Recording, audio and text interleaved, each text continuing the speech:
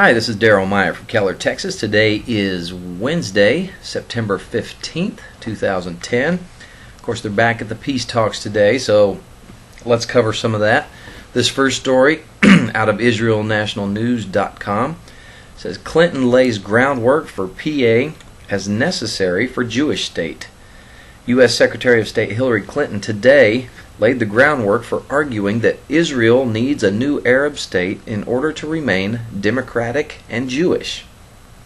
Speaking with President Shimon Peres in Jerusalem at the opening of the second straight day of talks between Israel and the Palestinian Authority leaders, Clinton stated the status quo is unsustainable, even if it can last for another 30 years.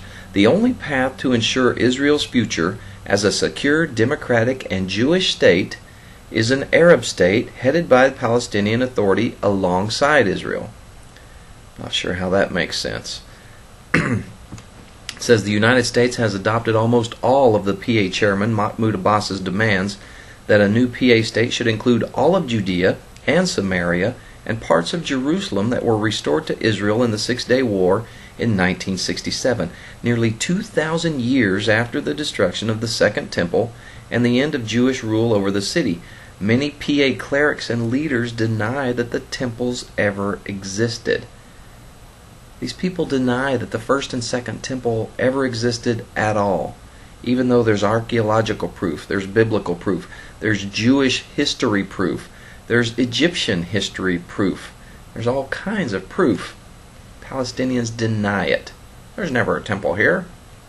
That's what the Israelis are up against. That's who they're dealing with. Here's something else, though. The United States has adopted almost all of the PA's demands. Okay, what demands were placed on the Palestinians? You have to recognize Israel as a Jewish state. And they can't even do that. They're not giving up land, money, possessions. They're not giving up anything. Okay? It's so one-sided. It's so lopsided. It just drives me nuts. But here they are. And when I hear of them demanding them to give up land, it reminds me of Joel 3:2. Is that the one? I think it is.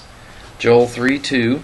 I will gather all nations and bring them down to the valley of Jehoshaphat, and I will enter into judgment there with them on account of my people, my heritage, Israel, whom they have scattered among the nations. They have also divided up my land. Not a good idea to divide God's land, people. Not a good idea. And here, if somebody came to America and said, you know what? Washington should be our capital. We want the eastern part of it. It's our capital. And we want that now. We wouldn't give up any of it. And here we are trying to tell another country, yeah, give up your capital. Although, I don't know if you know this, but the United Nations recognizes every capital in every country except, you got it, for Israel. They do not recognize Jerusalem as the capital of Israel. They recognize Tel Aviv. The world's against Israel, okay? I recommend, though, you don't jump on that bandwagon. The Bible's clear what God's intentions are for Israel, how He will protect them to the very end. They are His people. He will be their God. They will be His people. The Bible's very clear about that, over and over and over. I recommend you support Israel. Pray for peace in Israel. Pray for Israel.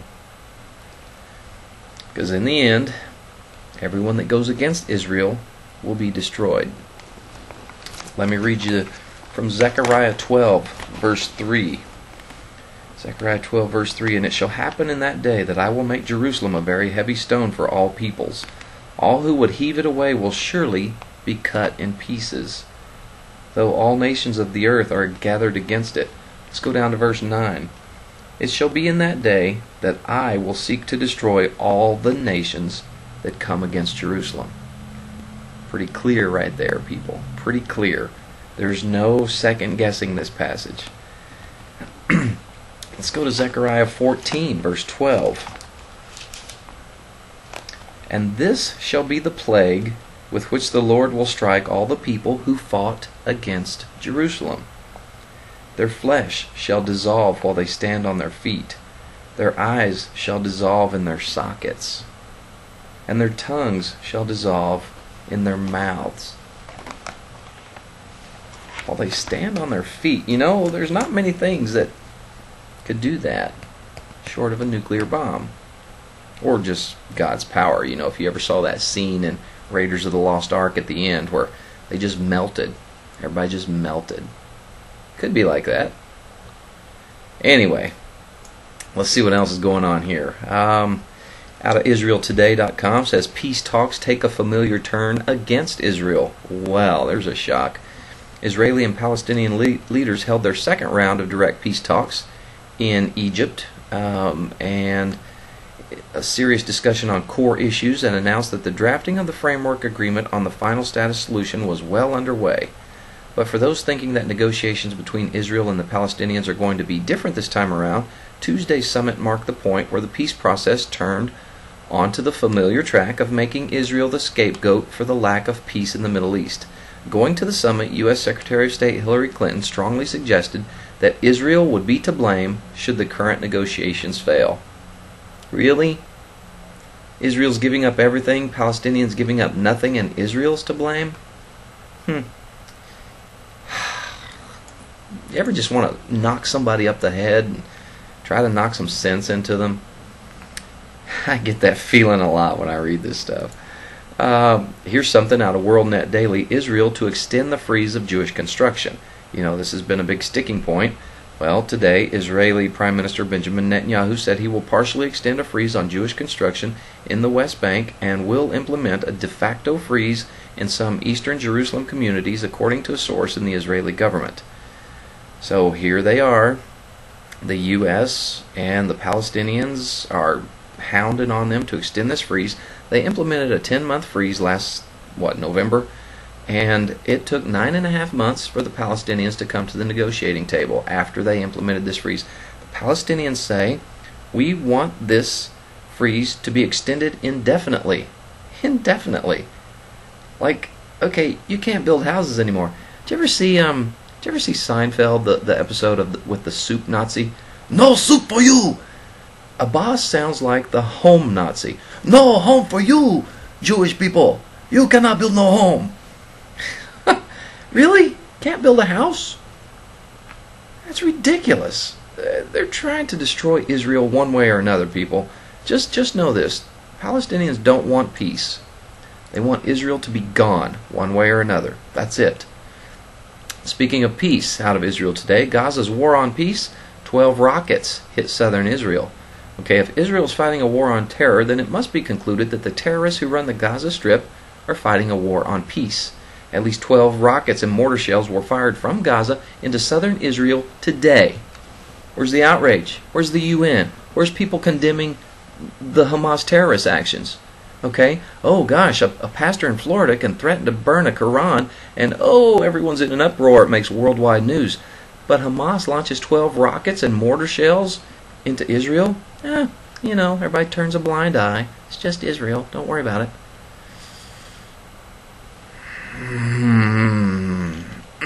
God help me. Please. Because this is just crazy right now. Here's something else out of the Depka file that says Hamas uses phosphorus shells in stepped-up assault on Israel. IDF experts identified 4 phosphorus shells among the 9 rounds fired from Gaza against Israeli civilian locations today as Israeli-Palestinian talks resumed in Jerusalem. This was the first known use by Palestinian terrorists of phosphorus, whose use against civilians is banned by international law against civilians. Phosphorus shells cause severe burning and sets off fires. Again, where's the outrage? They're breaking international laws against civilians. Not a peep. Has anybody heard anything? Anyone going against this? Has anyone said, Hamas, you guys stop that. No more of those phosphorus shells. Y'all cut it out. Play nice. No, you're not hearing any of that. But I guarantee it, if Israel had lobbed some into Gaza, oh, look out. Katie bar the door. Everybody'd be calling for Israel's final destruction. Here's Here's something also out of Jerusalem Post. 100,000 plus children attend radical Hamas summer camps. Participants undergo anti-Israel indoctrination, and they basically are having their militant paramilitary training and military parades. The Islamic Jihad terrorist organization has opened 51 different summer camps for over 100,000 children. 100,000 children. They're trying to make them haters of Israel and the Jewish people. When does the hatred stop? When does the incitement stop? It'll never stop, people. You give up the West Bank, Samaria, parts of Jerusalem, and they're just closing in on their enemy. The incitement continues. It builds. It gets stronger. It gets more frequent. They suddenly are empowered. You don't give land to these people. Haven't we learned from Gaza? Haven't we? Really? We're going to carve up God's land and give it to someone who hates the very people that God chose to bring the Messiah of mankind out of? Ah, boy. Here's something out of Canada Free Press. Cuba affirms that socialism and communism does not work. Will Obama listen? Okay, so I'm not going to read this whole story, but basically it says that Fidel Castro has apologized, saying socialism, communism does not work. I apologize, as they're laying off 500,000 government employees from the government payroll. And he's saying, I hope somebody will learn from our mistakes, because clearly we made a huge one here. People need to take note. Okay, in Job 9, verse 12, it says, who can say to him, what are you doing? We've been talking about God's sovereignty, His oneness, His omnipotence, His omniscience. Today, let's talk about His sovereignty, which is supreme and independent authority. God is sovereign. His authority is supreme and independent. It wasn't relegated or delegated to Him. It wasn't given to Him by some celestial committee. And it isn't something He shares with anyone else. He isn't obligated to check with or consult anyone before He acts, and nobody has the right to second guess His decisions. God's authority is fully His, exclusively His, and forever His. Always. In Lamentations 5, verse 19, it says, you, O Lord, remain forever, your throne from generation to generation. God's sovereignty is closely linked with His omnipotence, but there's an important difference between the two. God's omnipotence speaks of His sheer ability, but sovereignty speaks of His authority to act upon that ability. Now, not only can He control everything, He actually does control everything. Now, I know it looks like this world is out of control and being run by the prince of darkness of this world, but ultimately God is in control. And now, for some, that's a very scary thought. When they think of God being in absolute control over all things, they begin to sweat. They don't like it. They're thinking, oh, that takes away my free will, or I'm not in control if God is. They don't like Him being in control. They'd rather be in control themselves. They'd rather be in authority and make the decisions, but that's only because they don't know Him. Let me go to 1 Corinthians 2, verse 14 and 15. It says, but the natural man does not receive the things of the Spirit of God, for they are foolishness to him, nor can he know them, because they are spiritually discerned. But he who is spiritual judges all things, yet he himself is rightly judged by no one. Okay, there's no other hand we'd rather have on this world's wheel than God.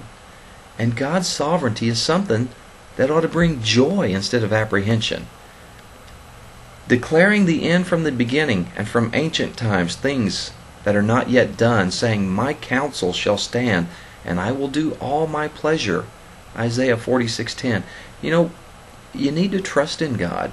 He knows what's better for you than you do. Okay? We need to trust that His plan is the greatest plan out there. It's better than Obama's, it's better than Netanyahu's, better than yours, better than mine. We're just people. God is sovereign, in control. He knows all things. Trust Him. Trust also in His Son Jesus, who He sent to die to save you from your sins. God bless you. Hope to see you tomorrow.